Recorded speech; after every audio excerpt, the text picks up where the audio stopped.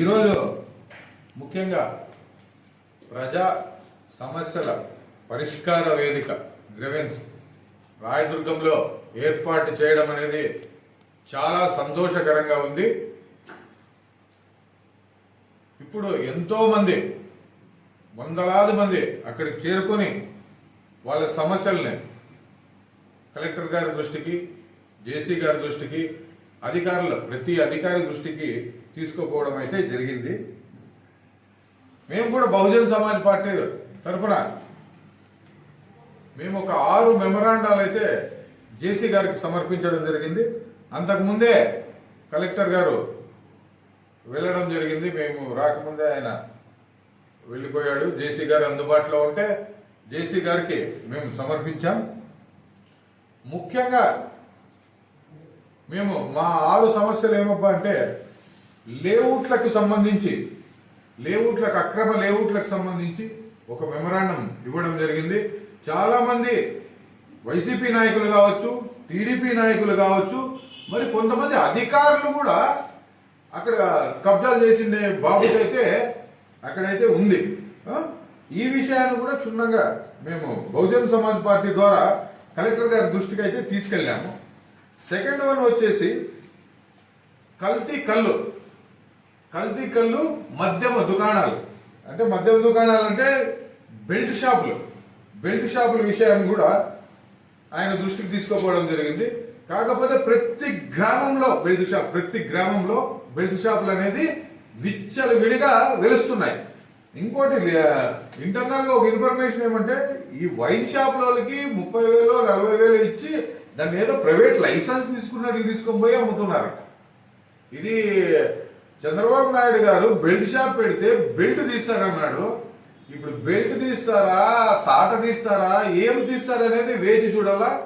ఆ విషయం కూడా మేము కలెక్టర్ గారికి తెలపడం జరిగింది. గతంలో ఉన్న ఎక్సైజ్ సిఐ గారికి కూడా తెలపడం జరిగింది. ఈ విషయం ఎట్లుందంటే అధికారులు మేము తెలిపినా నిమ్మకు నీరెక్కినట్లు ఈ విషయంలో వ్యవహరిస్తా ఉన్నారు. ఇది సరైన పద్ధతి అయితే కాదు.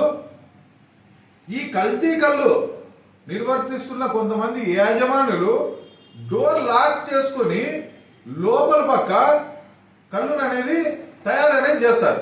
మీకు వచ్చే క్వాంటిటీ ఎంత, మీరు బయటికి పంపిస్తూ ఉండే క్వాంటిటీ ఎంత, మీరు దాంట్లోకి వాడుతుండే మెడిసిన్ ఎంత, దీన్ని క్షుణ్ణంగా ఎక్సైజ్ అధికారులు పరిశీలించండి అని పదే మేము కొట్టుకుంటా ఉన్నా. దీన్ని పట్టించుకోకున్నట్ల ఆరోగ్యానికి ఎంతో హానికరమైన దాంట్లో ఉండే కెమికల్స్ ఇక్కడుండే ప్రజలకి ఎంతో ఆరోగ్యానికి దెబ్బతీయడం అనేది జరుగుతుంది. అదేవిధంగా ఆ మత్తులో ఎన్నో యాక్సిడెంట్లు జరిగినాయి. కొంతమంది అయితే మరణించడం కూడా జరిగింది. ఈ అంశాన్ని కూడా మేము కలెక్టర్ గారి దృష్టికి తీసుకెళ్లడం అనేది జరిగింది. అదేవిధంగా ఇప్పుడు ప్రభుత్వ ఎన్నో పథకాలు అనేది రిలీజ్ చేసింది. ఇప్పుడు చెట్లు నాటడానికి సమ్ అమౌంట్ అనేసి ప్రభుత్వం అనేది ఇవ్వడం జరిగింది. ఆ చెట్లు ఎక్కడ నాటినారో ఎక్కడ లేదు అనేది ఎవ్వరికీ అర్థం కావడం లేదు. ఇంకా ఉపాధి హామీ పథకం కింద చూసినట్టయితే అక్కడ కొంతమంది మాత్రమే హాజరు అనేది జరుగుతూ ఉంటది. వీళ్ళు హాజరు అక్కడ సపోజ్ ఎగ్జాంపుల్ చెప్పాలంటే ఒక 30 మంది వర్కర్లు వస్తే దానికి ప్లస్ 40 మంది 30 మందిని కలిపి ఆ అమౌంట్ ని ఇక్కడ ఉన్న అధికారులు కూడా పంచుకోవడం అనేది జరుగుతుంది. దాన్ని ముఖ్యమైన అధికారులు ఎప్పుడే కానీ ఇన్స్పెక్షన్ చేసిన బాబుతి లేదు. వాళ్ళు ఎంత పెడితే అంత, ఎంత చేస్తే అంత, అంటే అక్కడుండే ప్రతి ఒక్క అధికారికి దీంట్లో షేర్ ఉంటుందా, లేకుంటే ఇతర ఇంకేమైనా ఉంటాయా? దీన్ని ఒక్కసారి ఉన్నత అధికారులు గమనించాలని చెప్పేసి మేము తెలియజేస్తున్నాం. మరి అటపోతే ఇంకొక విషయానికి వస్తే ఇప్పుడు స్టోర్ల విషయానికి వస్తే ప్రతి చోట మీరు ఎక్కడైనా చెప్పండి ఆ గోడు సంచులో డబ్బాల్లోనో బియ్యం వేయడం అనేది జరుగుతూ ఉంది. దీన్ని ఎన్నిసార్లు అధికారుల దృష్టికి తీసుకువెళ్ళినా అస్సలు అనేది పట్టించుకోవడం లేదు. డబ్బాతో ఎందుకేస్తారు మీరు బియ్యము? మీ కొలతలు దాదాపుగా ఒక్కొక్క వ్యక్తి దగ్గర 3 కేజీలు బియ్యం అనేది తక్కువగా వస్తున్నాయి. దీనిపైన పట్టించుకోరా? అదే ఎవరికైనా గత ప్రభుత్వంలో అంతకు ముందు నుంచో ఎవరైనా స్టోర్లు మెయింటైన్ చేస్తా ఉంటే వాళ్ళ ఏదో కోర్టుకు పోయో లేదా కలెక్టర్ గారి దగ్గరికి పోయో దాన్ని ఆర్డర్ తెచ్చుకొని అట్లే కంటిన్యూ అవుతా ఉంటే ఆ కంటిన్యూ అయ్యే వాళ్ళ దగ్గరికి మాత్రం ఎంక్వైరీకి పదే వారానికి 2 సార్లు పోతారు. ఇంకా మిగతా వాళ్ళు మిగతా స్టోర్లు కదా అక్కడ ఎందుకు పోరు? ఇదే అంబేద్కర్ నగర్ లో జరిగిండే ఒక ఇష్యూనే నేను చెప్తా ఉండేది. ఇప్పుడు పదే అధికారులు పోతారా? ఆ ప్రజలు ఎందుకు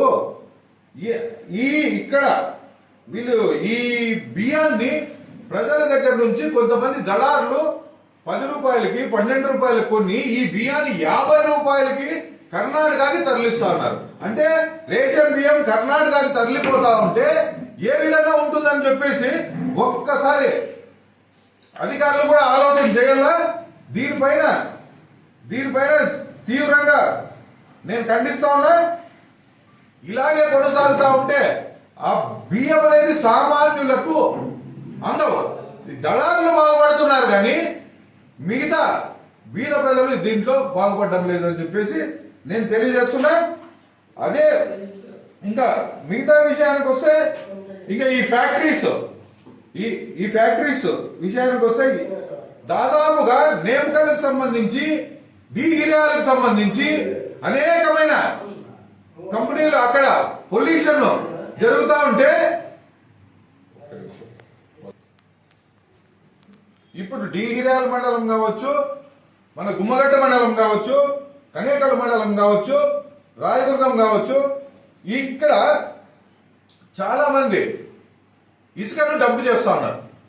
ఇసుకను డంప్ చేయడము, మట్టి తవ్వకాలు జరపడము, ఈ ఇసుకను వచ్చేసి ఒక దగ్గర డంప్ చేసుకొని రాత్రి దాన్ని కర్ణాటకకి తరలించడము, ఈ విషయాలు ప్రతి ఒక్క అధికారికి తెలిసినా అది చిన్న విషయం అని చెప్పేసి మాట్లాడుతున్నారు నా దగ్గర. ఈ విషయాన్ని అయితే అధికారుల దృష్టికి తీసుకెళ్ళినా నేను, ఇది చిన్న విషయం అంట. అంటే జాతి సంపద అనేది తరలిపోయేది చిన్న విషయం అంట అధికారులకి. ఈ విషయాన్ని కూడా నేను క్షుణ్ణంగా ఈ అక్రమ మైనింగ్ పైన, అక్రమ మట్టి పైన, దీనిపైన కూడా క్షుణ్ణంగా నేను ఈరోజు జేసీ గారికి మెమరాండం ఇవ్వడం జరిగింది. ఇంకొక విషయానికి వస్తే డీగిరియాల మండలంలో, బొమ్మనహాల్ మండలంలో దాదాపుగా అనేకమైన ఫ్యాక్టరీస్ అనేది వెలిచినాయి. ఈ విషయం అందరికీ తెలుసు. అక్కడ ఉన్న రైతులకు కాలుష్యం ద్వారా వాళ్ళ పంట అనేది చాలా నాశనం అవుతా ఉంది. ఈ విషయాన్ని పదే కలెక్టర్ గారి దృష్టికి తీసుకెళ్లడం అనేది జరిగింది. ఇంతవరకు ఎటువంటి చర్యలు అనేది తీసుకోలేదు. దాదాపు ఆ ఫ్యాక్టరీల నుంచి ఒక్కొక్క విలేజ్లో ఉన్న ఫ్యాక్టరీల నుంచి దాదాపు 500 నుంచి 600, 700 ఎకరాలు భూమి ఆడ సరిగ్గా పండడం లేదు ఈ కాలుష్యం నుంచి. అలా అనేకమైన మంది ఫ్యాక్టరీస్ ఉన్నాయి. కొన్ని ఫ్యాక్టరీస్ అయితే 2500 రూపాయలు సంవత్సరానికి ఇస్తుందంట. 2500 రూపాయలు సంవత్సరానికి నష్టపరిహారం కట్టిస్తే వాళ్ళు 2500 రూపాయలు అనేది 4-5 కూలికి వస్తే ఆ కూలి కూడా గిట్టుబాటు కాదే. మీరు 2500 రూపాయలు ఏ విధంగా కట్టిస్తున్నారు? లేదా అక్కడి నుంచి మీరు ప్రభుత్వమే మాట్లాడతారో లేదా ఫ్యాక్టరీల వాళ్ళతో మాట్లాడతారో, వీళ్ళకి వేరే చోట భూమిని కేటాయించాలని చెప్పేసి నేను తెలియజేస్తున్నా, డిమాండ్ చేస్తున్నా. అదేవిధంగా వాళ్ళకి పంట నష్టం పరిహారం ఇవ్వాలంటే సంవత్సరానికి దాదాపు 20,000 రూపాయలు ఇస్తే వాళ్ళకి వర్కౌట్ అవుతుందని చెప్పేసి నేను తెలియజేస్తున్నా. కొంతమంది ఈ మైనింగ్కి సంబంధించి అయితే మట్టి తవ్వుకొని కొన్ని ఫ్యాక్టరీస్కి దాదాపుగా 1 కోటి రూపాయల మట్టి ఫ్యాక్టరీస్కి పంపించడం జరిగింది. ఇది కొన్ని ఫ్యాక్టరీస్కి అయితే కోట్లాది రూపాయల మట్టి తోలడం అనేది జరిగింది. ఇందులో ఎల్ఎక్స్ బ్లూ అనే కంపెనీ కూడా, ఈ కంపెనీకి కూడా దాదాపు 50 లక్షల నుంచి 1 కోటి రూపాయల మట్టి అనేది తరలించడం అని జరిగింది, ఎటువంటి రాయల్టీ కట్టుకోకున్నట్టు. ఇలాంటి అనేక అంశాలు మేము ఈరోజు కలెక్టర్ గారి దృష్టికి తీసుకెళ్ళినాం. చెప్పాలంటే ఇంకా చాలా ఉన్నాయి. కాకపోతే ముఖ్యంగా నాకు తెలియని విషయం ఏమంటే, ఈరోజు ఎక్కడి నుంచో ప్రజలు రాయదుర్గానికి వచ్చారు. దాదాపు 1 అవర్ 1.5 అవర్ కలెక్టర్ గారు ఎమ్మెల్యే గారు రూమ్లో పోయి కూర్చుంటే ఇక్కడ కలెక్టర్ అంటే కొంతమందికి నమ్మకం ఉంటుంది, జాయింట్ కలెక్టర్ అంటే కొంతమందికి ఉంటుంది. కలెక్టర్ గారు గంట సేపు ప్రజలకున్న సమస్యని వదిలిపెట్టి పక్కన కూర్చొని చర్చలు జరపడం ఏంటో నాకైతే అర్థం కావడం లేదు.